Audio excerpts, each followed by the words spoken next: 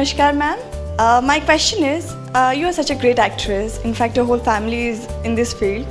And I myself am entering to this field, this industry very recently.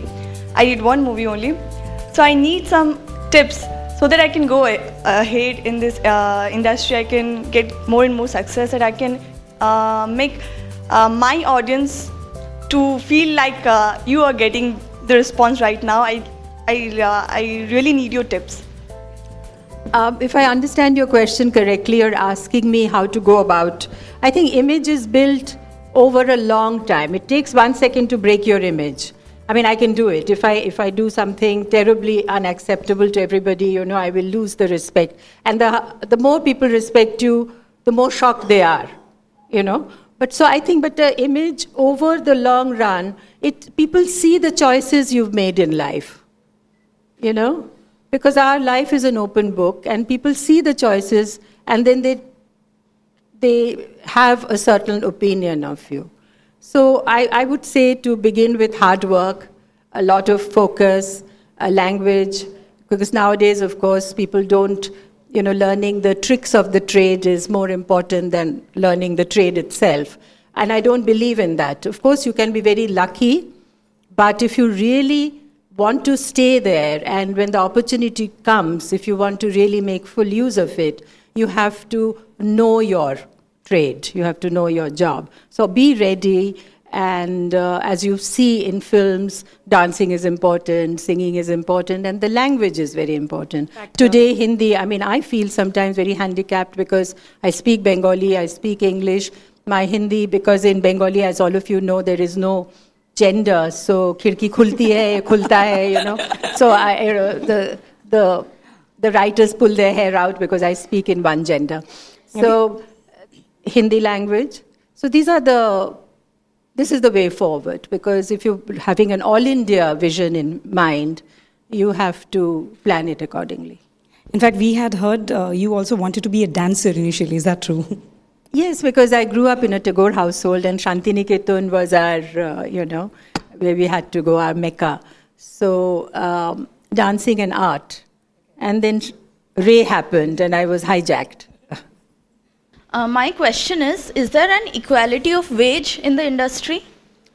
I'm afraid not. If somebody really asks me what I would like changed, I would say that, because the feeling is it's the actors who bring in the audience into the theatre. And this hero, who fights and romances and does everything, the supremacy of the hero. And that is why, as you say, the girls have been reduced to a couple of scenes and a couple of songs. And so there is a huge disparity in the wages. And that really needs to be looked at. Today I think Deepika Padukone is quite capable of bringing in the audience herself. At least there should be some parity. They can still get a bit more. But at the moment, the gap is too much. But on the other hand, there is a lot of women participants in the... once upon a time, there was only hairdressers and hairdressers, I think. And now you have assistant cameraman, direction, and many editing, of course, many. So women, and the TV is run by women entirely. Myself is Sunita Mahanti. I'm a practicing company secretary, and I'm also the chairperson of Eastern Region of the Institute of Company Secretaries of India. A very, very different profession from what you are. But yes, I would definitely say none of us will disagree that we all think you as a role model, and all of us like to be pretty like you.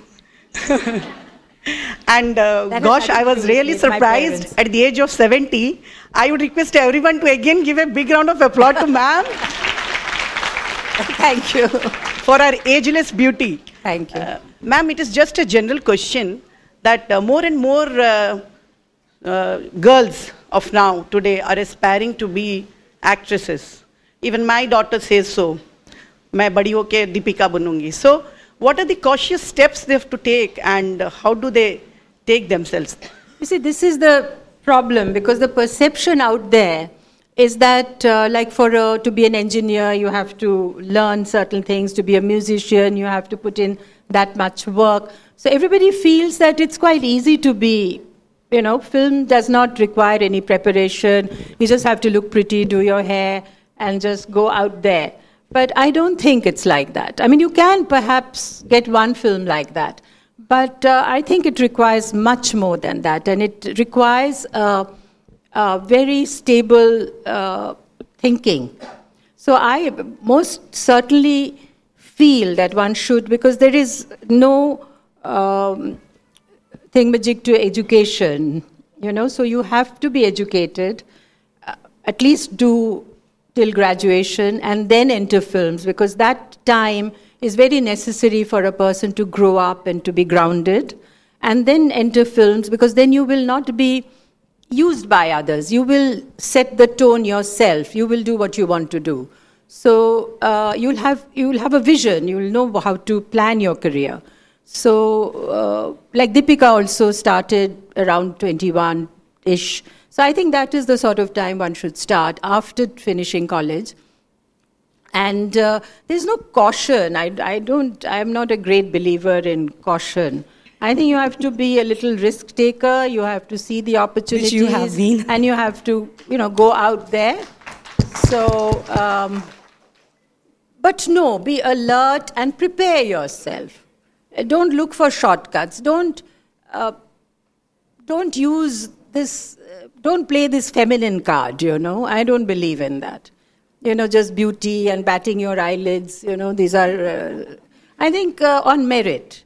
And I think then you're on safe ground. The famous phrase that well-behaved women seldom make history.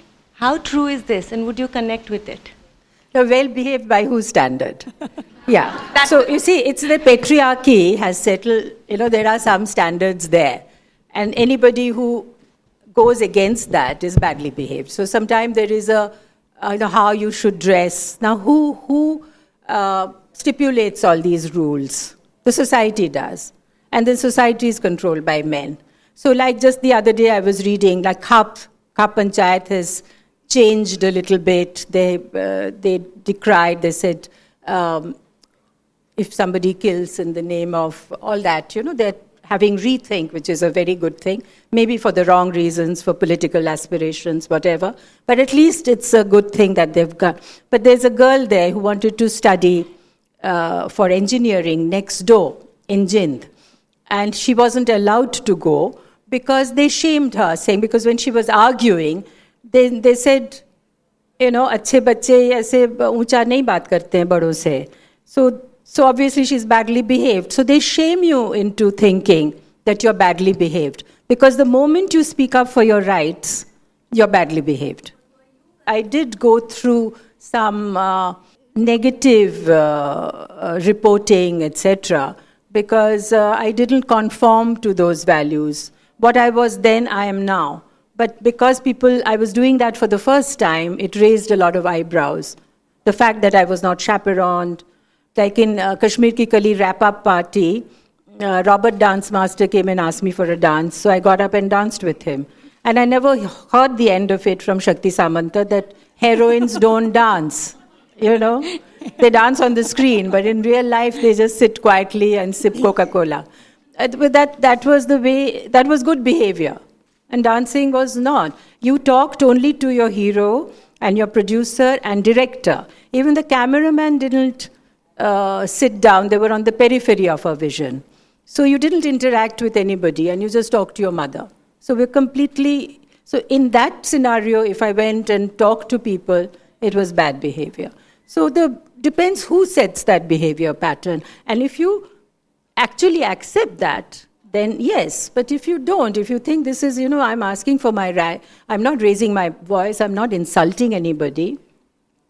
Your right to swing your arm ends where your nose begins. I think that's fine. But if it's not anywhere near your nose, then I think it's okay.